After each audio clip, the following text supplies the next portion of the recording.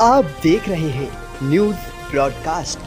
नमस्कार, स्वागत है आप सभी का न्यूज़ ब्रॉडकास्ट में। जहां एक तरफ प्रदेश की मनोहर सरकार निजी क्षेत्रों में 75% आरक्षण पर कानून बनाकर अपने गाल बजाने में लगी है, तो वहीं साइबर सिटी के IMT मानेसर के ग्रामीणों को लगता है कि नौकरी में आरक्षण का फ़ायदा हर तबके को मिले, तभी आरक्षण जैसे कानूनों का फ़ायदा मिलेगा। IMT मानेसर और इसके आसपास के ग्रामीणों ने रोजगार चौपाल में गुहार लगाई कि तत्कालीन सरकारों ने हमारी ज़मीनों का अधिग्रहण करते हमें सपने दिखाए थे कि कंपनी आएगी तो आपके बच्चों को रोज़गार मिलेगा, लेकिन ना बच्चों को रोज़गार मिला और ज़मीन भी जाती रही। तो अपना नाम बताएं। मेरा नाम Om Prakash Yadav, ex sarpanch, ex chairman Manesar. क्या कहेंगे कि जो 75% आरक्षण लागू किया गया है?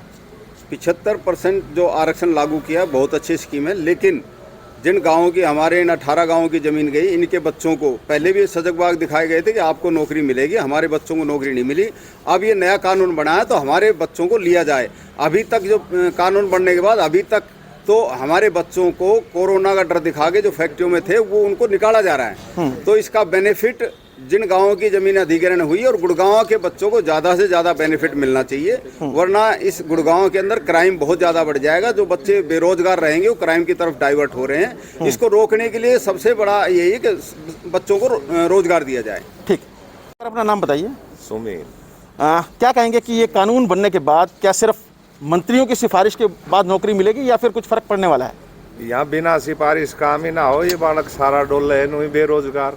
लोकल बालका ने नौकरी ना दे, कंपनी में जिसमें भी जाए सीधा कहते भाई लोकल ना मिले। लोकल बालक तो उनकी मदद करे है कंपनी आकी, फिर भी वे लोकल ने ना दे रहा है। नहीं, अब तो कानून बन गया है ना, अब तो नौकरी देनी भी उन्हीं को चलेगा। यहाँ का बालका ने कौन ले? ये तो यहाँ तो ये जेब का तरह और डिफाल्टर बना दिया सब। पढ़ा लिखा बालका ने काम ना मिलेगा तो वे क्या करेगा? अच्छा, क्या सरकार से मांग करते हैं कि कानून बनने के बाद क्या कुछ बदलाव करने चाहिए? ये मांग है अब किसी को भी लगाओ, लेकिन लोकल एरिया के जो बच्चे हैं उनको प्राथमिकता पहले से पहले दी जाए, चाहे वो किसी भी जो जिस कंडीशन में है। जो बच्चा अच्छा पढ़ा लिखा है उनको उस हिसाब से दो, जो वैसा है उनको वैसे दो। ठीक कहेंगे कि जो कानून लागू हुआ है, उम्मीद बनी है अब कि बच्चों को नौकरी मिलेगी? उम्मीद बनी है, लेकिन लोकल्स को लेके ना, जिनकी ज़मीनें अधिग्रहण हुई है या सराउंडिंग 5-10 किलोमीटर के एरिया में, उनको कंपनियां एक रणनीतिक षड्यंत्र के तहत उनको फ़ायदा नहीं मिलने की संभावना मुझे तो ज़्यादा लग रही है। और बाहर के डिस्ट्रिक्टों को अपने अपने अप्रोच के लोगों को यहाँ पर उस 75% का फ़ायदा मिलने को लग रहा है मुझे तो।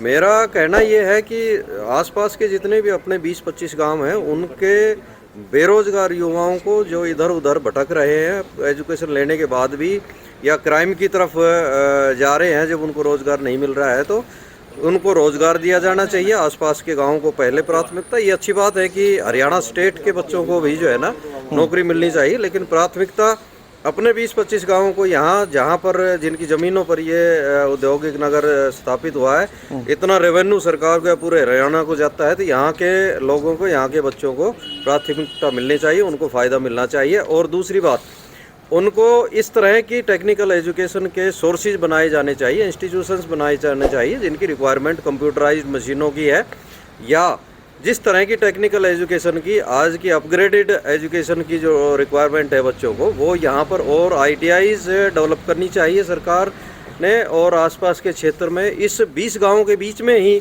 इस तरह के इंस्टीट्यूट डेवलप करने चाहिए, बनाने चाहिए, जिससे यहाँ के बेरोजगार युवाओं को रोजगार मिल सके और छोटे मोटे अपना काम भी साथ साथ कर सके। ठीक। वहीं ग्रामीणों की मानिए तो हमारे आसपास के 20 गांवों की सैकड़ों एकड़ ज़मीन का अधिग्रहण किया गया था, लेकिन नौकरी मांगे जाने पर हम स्थानीय युवाओं को नौकरी नहीं देते, जैसे कटाक्ष कर हमारे बच्चों को बेरोजगारी के दर्श से गुजरना पड़ा।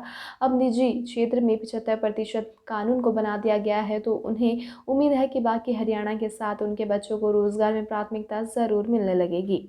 सपने दिखाए गए थे कि युवा जो यहाँ के हैं उनको रोज़गार मिलेगा, क्या रोज़गार मिल पाया और क्या मानते हैं कि कानून बनने के बाद कितना फ़र्क आने वाला है? सर उस टाइम भी यही कहा गया था कि जब आईएमटी आएगी तो जिन जिन की ज़मीन गई है पहली प्राथमिकता उनकी रहेगी, लेकिन उस टाइम भी जॉब नहीं दी गई। और इस टाइम अभी का हमें आइडिया एक तरह से है नहीं किसी को भी कि किस तरह से जॉब दी जाएगी, किस तरह से इनकी प्राथमिकता रहेगी।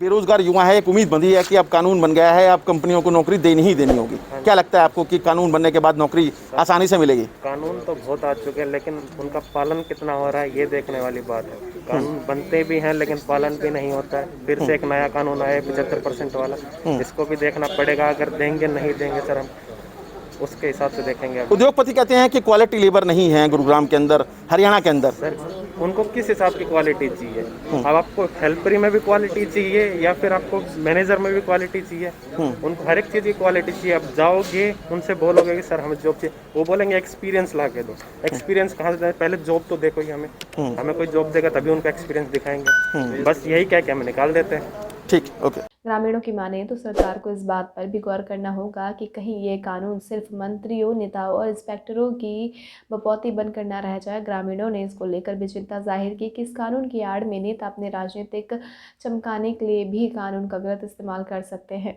लिहाजा सरकार को इसके लिए प्लानिंग करने की ज़रूरत है। अब तक के लिए बस इतना ही। इस मुद्दे पर आपकी क्या राय है कमेंट के जरिए हमें ज़रूर बताएं। इसी तरह की अपडेट के लिए जल्द से जल्द सब्सक्राइब कर लीजिए हमारा चैनल।